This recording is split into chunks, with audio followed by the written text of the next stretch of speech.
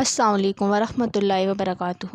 Today our topic of discussion is microbial taxonomy. Microbial taxonomy का मतलब क्या?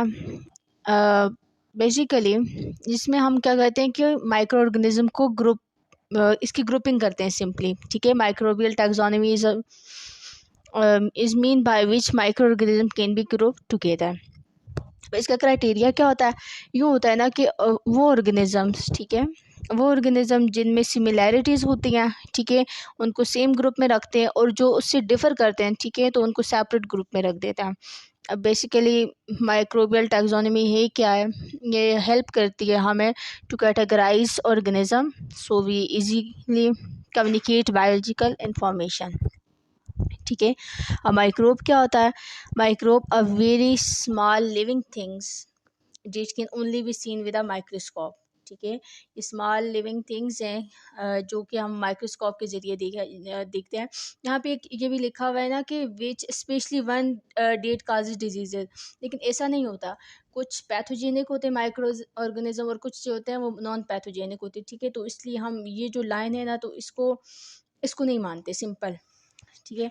तो टैक्सोनॉमी अब क्या है कि टैक्सोनॉमी कहते किसे कि ये ग्रीक वर्ड है.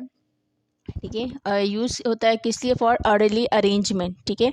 Taxonomy is a Greek word for orderly arrangement. ये एरिया बायोलॉजिकल साइंसेस का जिसमें 3 डिस्टिंक्ट फेज होते हैं. क्लासिफिकेशन करते हैं हम, आइडेंटिफिकेशन करते हैं और नेमिंग करते हैं. ठीक है. क्लासिफिकेशन, नोमेनक्लेचर एंड आइडेंटिफिकेशन इसके 3 बेसिक डिसिप्लिन्स हैं. नेक्स्ट इसका ऑब्जेक्टिव क्या है कि ये जो टैक्सोनॉमी, ये जो टर्म है, ये हमने क्यों बनाई? अब माइक्रोबियल टैक्सोनॉमी, इसमें हम क्या करते हैं ना कि बेसिकली जो टैक्सोनॉमी होती है ना, उसमें हम क्लासिफाई करते हैं लिविंग ऑर्गेनिज्म को. इसको नेम दे दिया माइक्रोबियल टैक्सोनॉमी की. तो ये देख लेते हैं कि इसमें क्या करते हैं हम माइक्रोब को उनके ऑर्डर में अरेंज करता है. अब क्या होता है कि इससे हम इस्टेब्लिश करते हैं रिलेशनशिप एक ग्रुप का दूसरे ग्रुप के साथ. ठीक है. फिर क्या करते हैं, उनको हम एक दूसरे से डिफ्रेंशिएट करते हैं. अब ऐसा है ना कि 100 मिलियन से ज़्यादा हमारे पास लिविंग ऑर्गेनिज्म है, लेकिन कुछ तकरीबन हम लोगों के पास 10% ऐसे होंगे जो हमने डिस्कवर किया अभी तक, उनको क्लासीफाई किया और आइडेंटिफाई किया. ऐसी एग्जांपल ले लेते हैं. एक बैक्टीरिया है. ठीक है.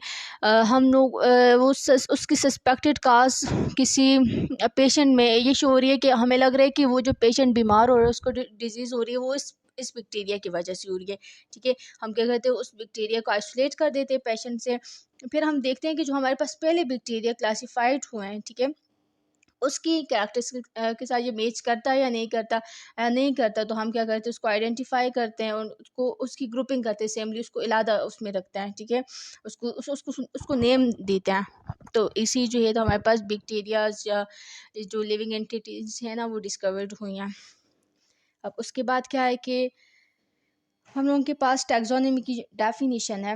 तो टैक्सोनॉमी है क्या है कि classification of living organism into group to show degree of similarities among organism. This similarity are due to relatedness, मतलब जितने एक दूसरे से रिलेट करते हैं ना, तो सिमिलैरिटीज वो डायरेक्टली प्रोपोर्शन है. ठीक है. और all organism are related through evolution. ठीक है.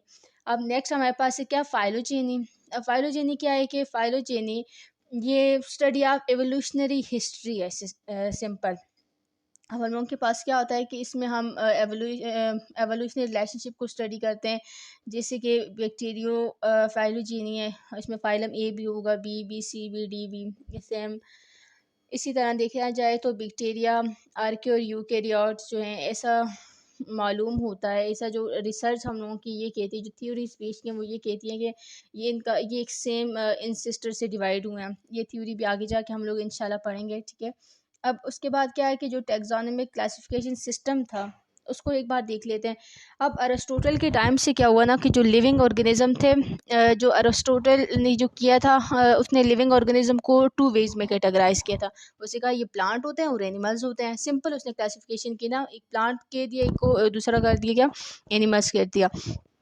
अब क्या हुआ कि 1735 में कार्लिस लिनियस जो था उसने इंट्रोड्यूस किया formal system of classification with two kingdom, same plantae और एनिमेलिया। ठीक है, अब जैसे जैसे बायोलॉजिकल साइंसेज एडवांस होती गई तो नेचुरल क्लासिफिकेशन सिस्टम जो था, ठीक है, वो अब वो बेस्ड किस पे करता है, इंसिस्टर रिलेशनशिप पे बेस का था, वो डेवलप्ड हुआ। 1735 में प्लांट और एनिमल्स किंगडम बने। सेम ऐसे 1857 में जो बैक्टीरिया और फंगस है, ठीक है, उसको भी पुट कर दिया प्लांट किंगडम में। फिर 1866 में जो किंगडम प्रोटेस्ट है उसको प्रपोज किया कि बैक्टीरिया, प्रोटोजोआ, हेल्जी और फंगा जो है वो बिलोंग करते किससे, किंगडम प्रोटेस्ट है। ठीक है, नेक्स्ट हमारे पास 1937 में जो प्रोकैरियोट्स थे उनको इंट्रोड्यूस किया गया कि ये प्रोकैरियोट्स क्या होते हैं, विदाउट न्यूक्लियस होता है। 1961 में उन्होंने ये भी कह दिया कि इनके ये मेम्ब्रेन बाउंडेड नहीं होते, सिंपल। 1959 में किंगडम फंगा है। 1968 में जो किंगडम थी प्रोकैरियोट्स वो प्रपोज की गई। 1978 में 2 type of prokaryotic cell found हुआ है।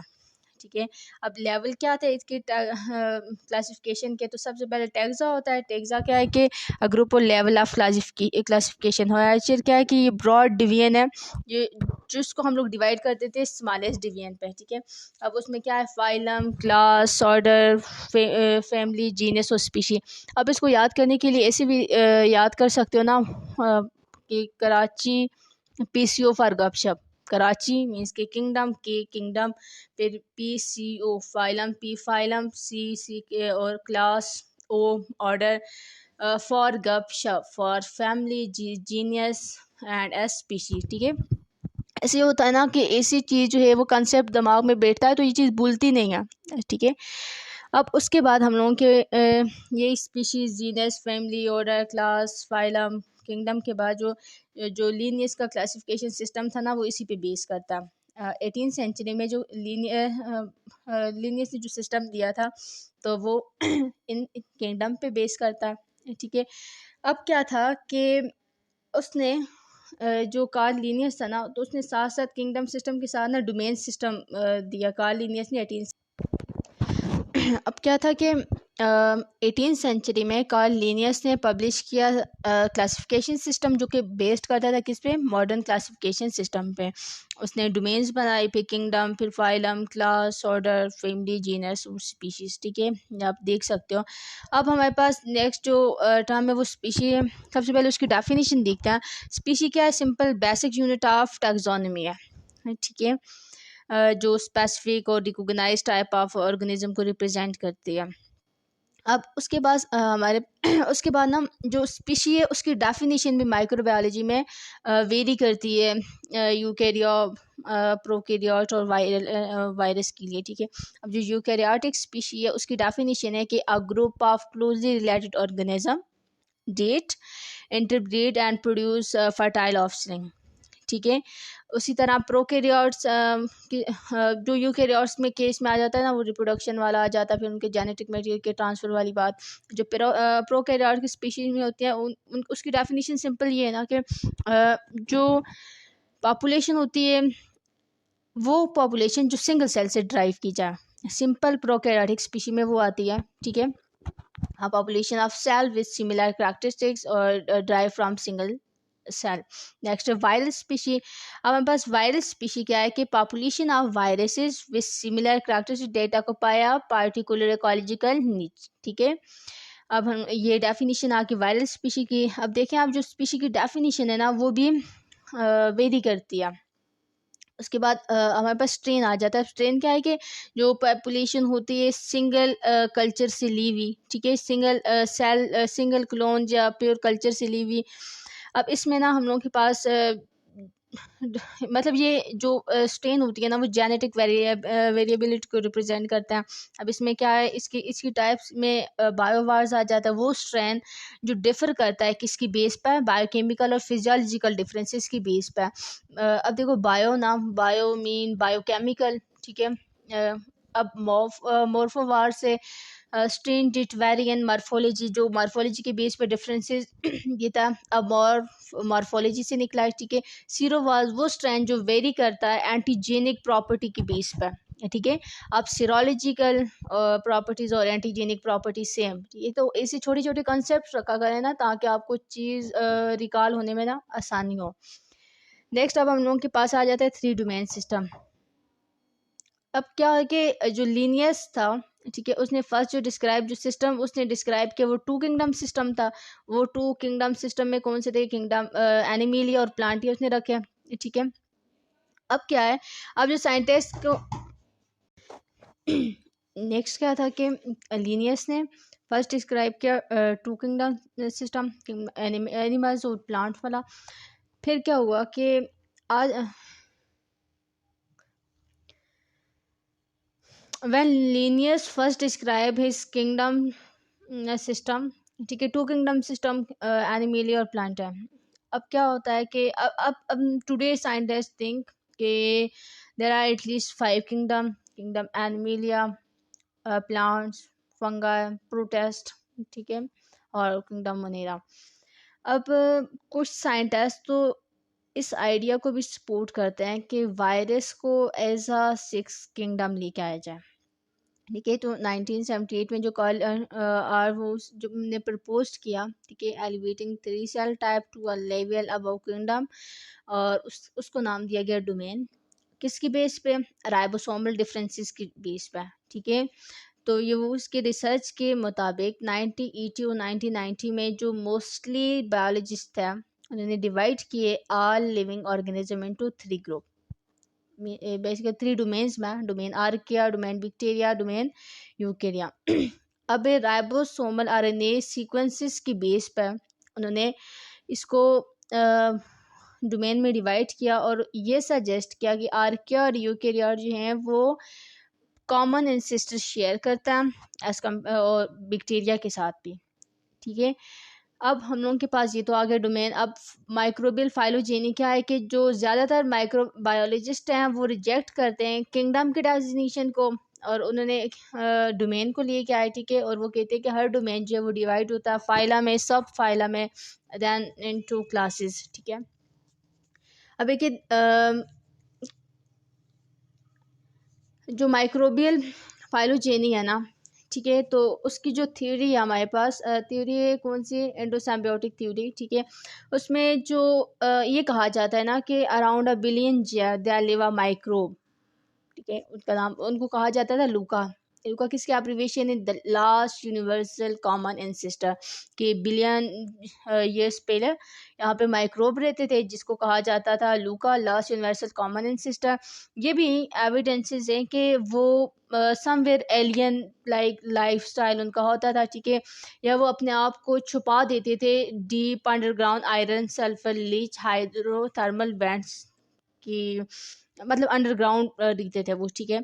और अंडरग्राउंड डीप अंडरग्राउंड में क्या है कि iron sulphur rich hydrothermal vents हैं, ठीक है।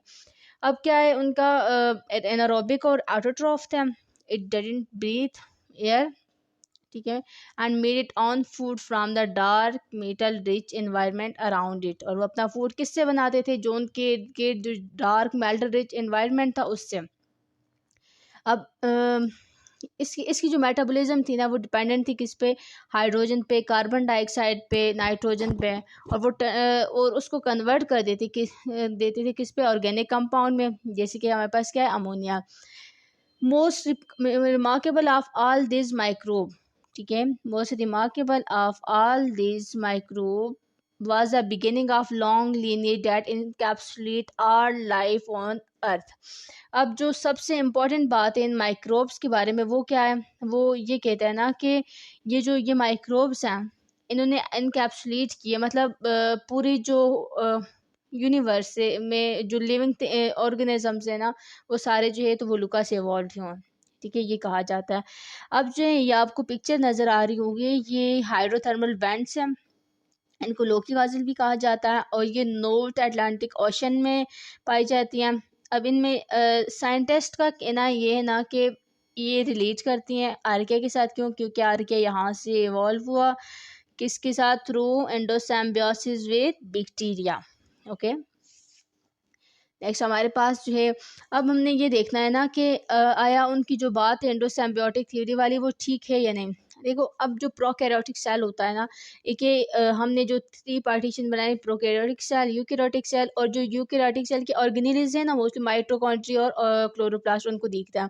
अब जो डीएनए होता है वो प्रोकैरियोटिक सेल में डीएनए कैसा होता है, सर्कुलर होता है, सिंगल डीएनए होता है, समवेयर 2 सर्कुलर डीएनए भी होते हैं और कुछ में लीनियर होता है, ठीक है।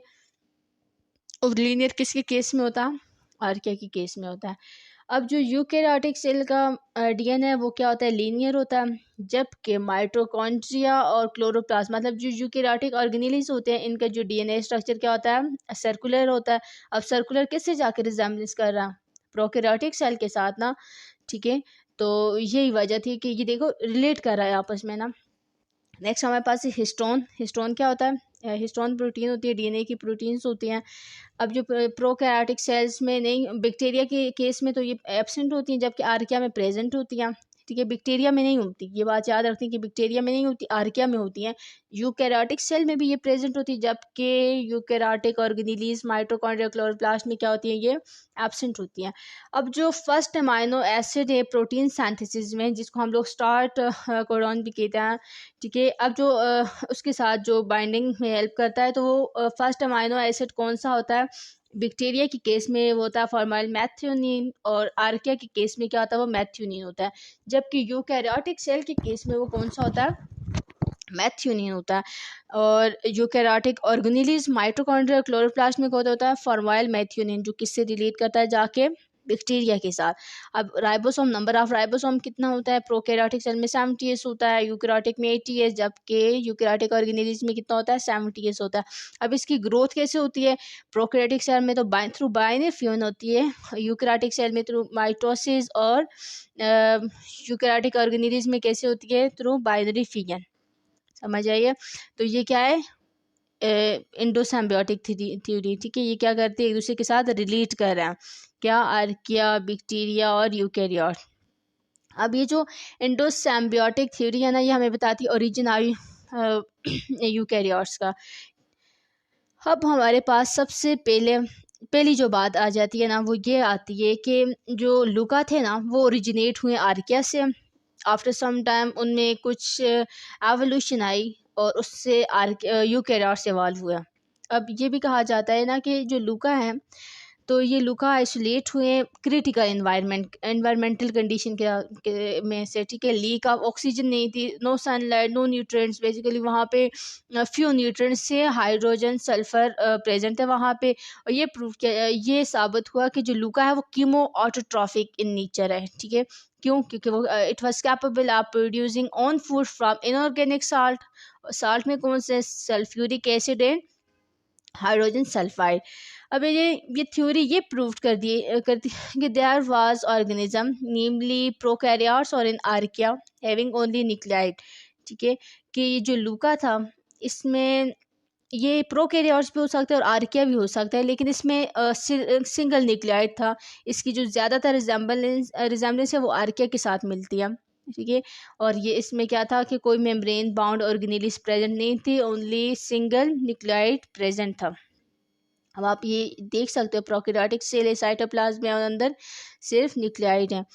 अब क्या होता है कि after million of years Luka start folding inwardly due to any environmental stress. Start inward folding to increase the surface area, ठीक है। वो फोल्डिंग अंदर करता जाता है, अपना सरफेस एरिया इंक्रीज करता जाता है, और कुछ टाइम बाद वो जो होता है वो जो फोल्डिंग अंदर करता जाता है ना, तो वो इनकैप्सुलेट कर देती है न्यूक्लियाइड के साथ। सिंपल बात से याद रखना कि यूँ अंदर इनवर्ट फोल्डिंग होती है ना, तो वो न्यूक्लियाइड को इनकैप्सुलेट कर देती है, और यहाँ से मेम्ब्रेन बाउंड न्यूक्लियस फॉर्म होता है, उसको कहा जाता है फर्स्ट यूकैरियोट, प्रोटो यूकैरियोट, ठीक है। अब क्या है, अब ये जो प्रोटो यूकैरियोट है इसमें मेम्ब्रेन बाउंड न्यूक्लियस प्रेजेंट है, ये बात आपने याद रखनी है, ठीक है। अब क्या होता है, after some years it is believed it one more aerobic prokaryote come, whether proto देखो अब ये कहा जाता है ना कि एक और एरोबिक प्रोकैरियोट्स कहीं से आया।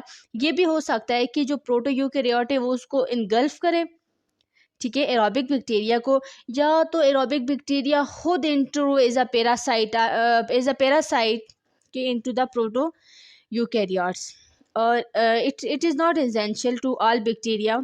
ठीक है, ये ज़रूरी नहीं कि जो सारे ही बाहर एरोबिक बैक्टीरिया ना वो सारे ही एंटर हो जाए।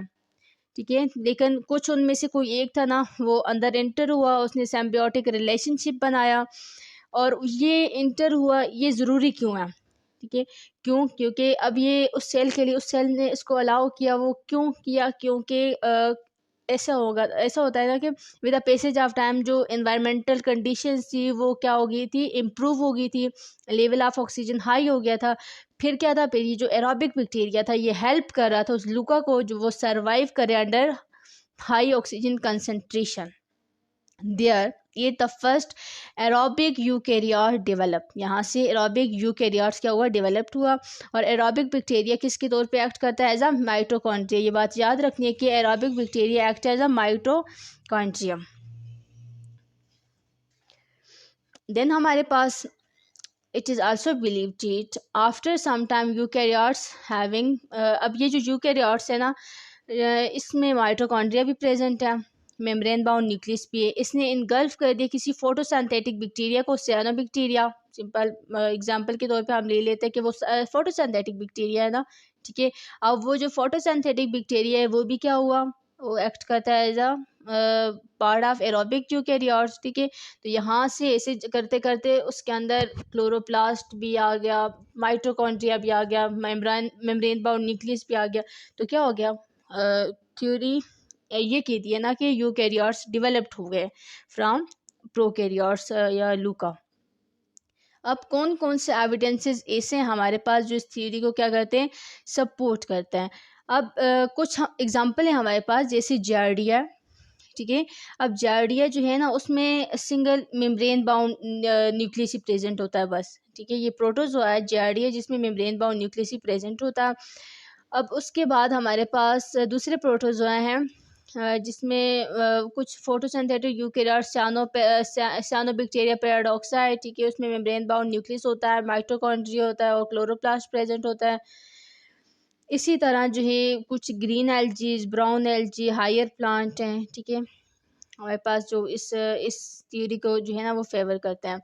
उसके साथ साथ जो माइटोकॉन्ड्रिया का साइज़ है ना, तो वो एग्जैक्टली या रफली जैसे भी कह सके ना, तो वो बैक्टीरिया के साथ जो ऊपर हमने पढ़ा भी है, माइटोकॉन्ड्रिया और क्लोरोप्लास्ट दोनों का। ठीक है, जो साइज़ है वो इसके साथ सेम एज बैक्टीरिया जैसा है। ठीक है, अब ये हमारे पास हुआ है ना कि जो माइटोकॉन्ड्रिया है ना वो किससे इवॉल्व हुआ है, एरोबिक बैक्टीरिया के साथ। ये बात इस चीज़ ये जो है ना, ये मेरा माइटोकॉन्ड्रिया का साइज़ बताने का मकसद जो है, ठीक है, वो उसके पीछे ये था ना कि ये किससे इवॉल्व हुआ है, एरोबिक बैक्टीरिया के साथ। अब जो यूकैरियोटिक सेल का साइज़ है वो 100 माइक्रोमीटर है, जो प्रोकैरियोटिक सेल का साइज़ 0.2 माइक्रोमीटर, सेम माइटोकॉन्ड्रिया के सेल का साइज़ भी क्या 0.2 माइक्रोमीटर है।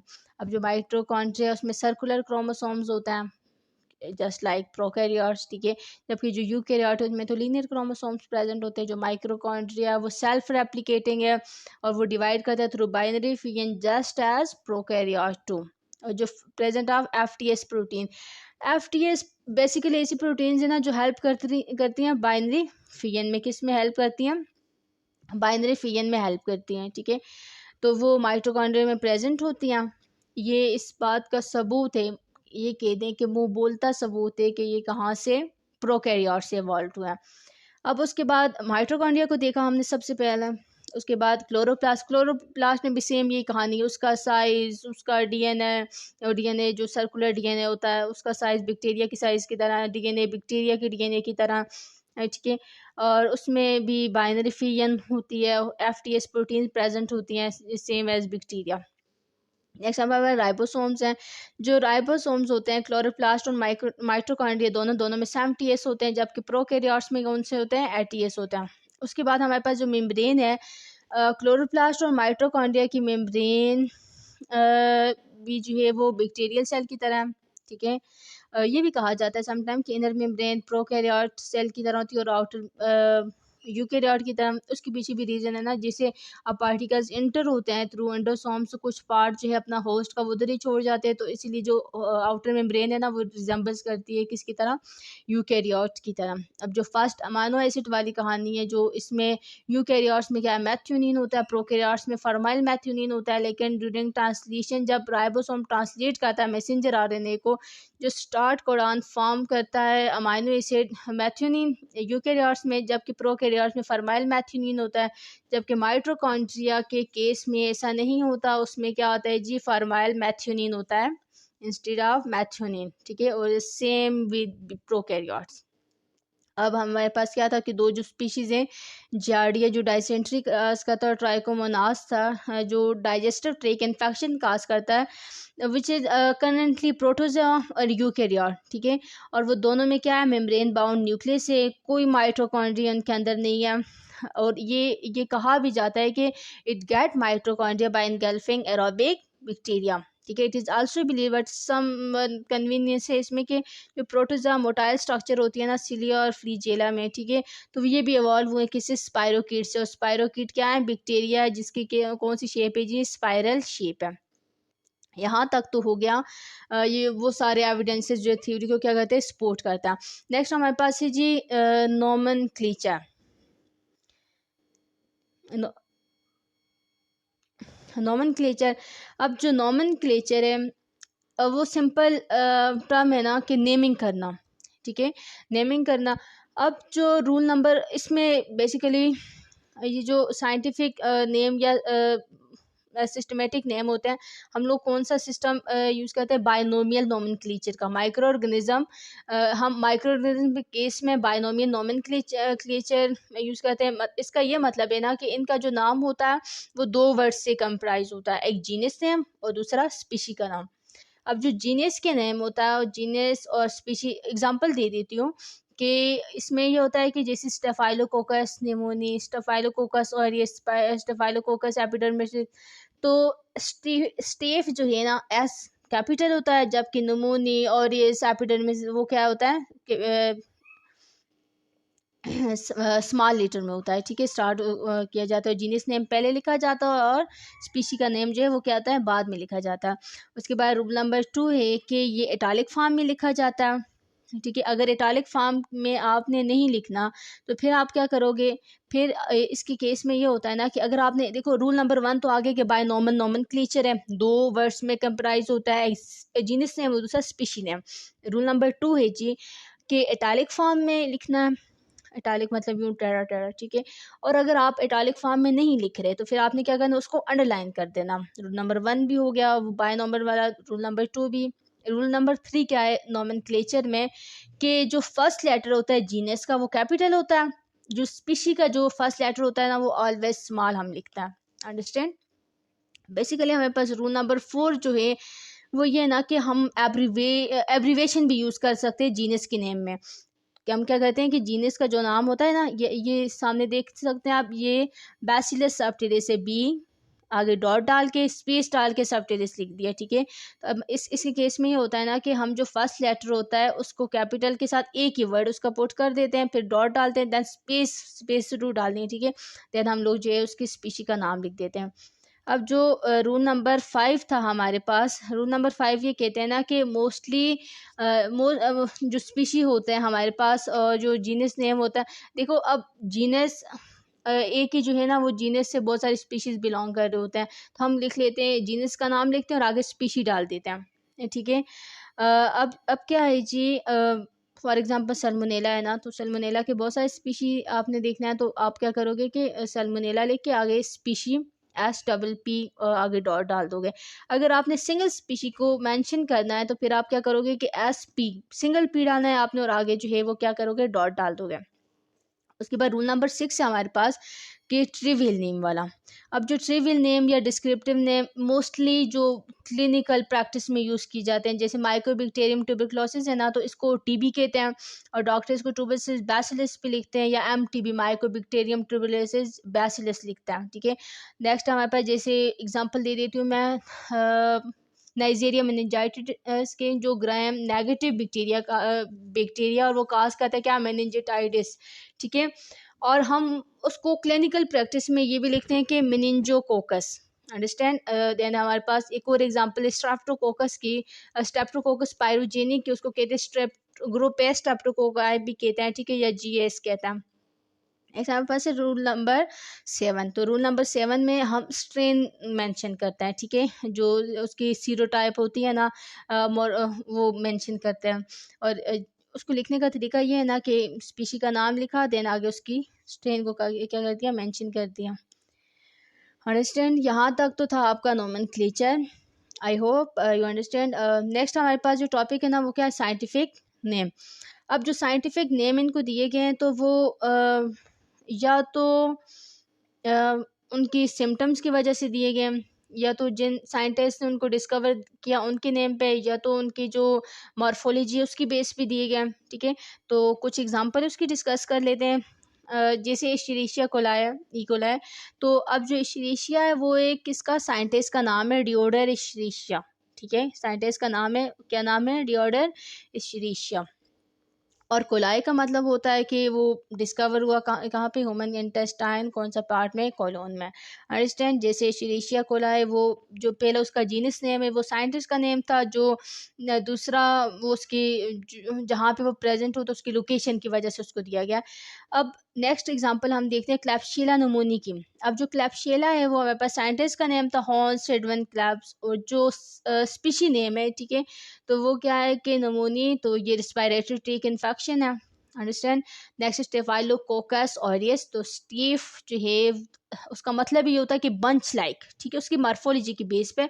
तो कोकस क्या होता है कि राउंड कोकस शेप की होता है, ठीक है। तो ऑरियस स्टेफाइलोकोकस ऑरियस उसकी मॉर्फोलॉजी की बेस पे उसको नाम दिया गया है, ठीक है। उसके बाद स्ट्रेप्टोकोकस पायोजेनी। तो स्ट्रेप्ट का मतलब होता है चेन लाइक, कोकस वही राउंड, माइफोलॉजी की बेस पे जीनस का नेम कंप्राइज हुआ है, पायोजेनी पस कास करते हैं इसीलिए। नेक्स्ट हमारे पास है जी सल्मोनेला टाइफी म्यूरियम। जो सल्मोनेला वो साइंटिस्ट का नेम है डीनियल सैल्मोन, और जो टाइफी म्यूरियम वो टाइफ इन माउस, ठीक है। उसके बाद हमारे पास है जी ट्राइपेनोसोमा क्रूजी, ट्राइपेनोसोमा कॉक लाइक इनकी स्ट्रक्चर होता है, मॉर्फोलॉजी की वजह से ही दिया है, और क्रूजी जो साइंटिस्ट का नेम है। अंडरस्टैंड। तो ये ऐसे कुछ साइंटिफिक नेम हमने डिस्कस किए। बेसिकली कंसेप्ट इसके पीछे का ये है ना कि कुछ साइंटिफिक नेम जो है वो साइंटिस्ट के नेम की वजह से जीनस का नाम या स्पीशी का नाम पड़ जाता है, कुछ उसकी मॉर्फोलॉजी की बेस पे पड़ जाता है, कुछ उसकी लोकेशन की बेस पे, वो होते कहाँ पे, इनफैक्ट कुछ इन्फेक्शन क्या काज करते हैं उनकी बेस पे, ठीक है। तो जो है तो हम इसकी नेमिंग करते हैं, इसको साइंटिफिक नेम देते हैं। I hope you understand. And Allah हाफिज़, स्टे ट्यून।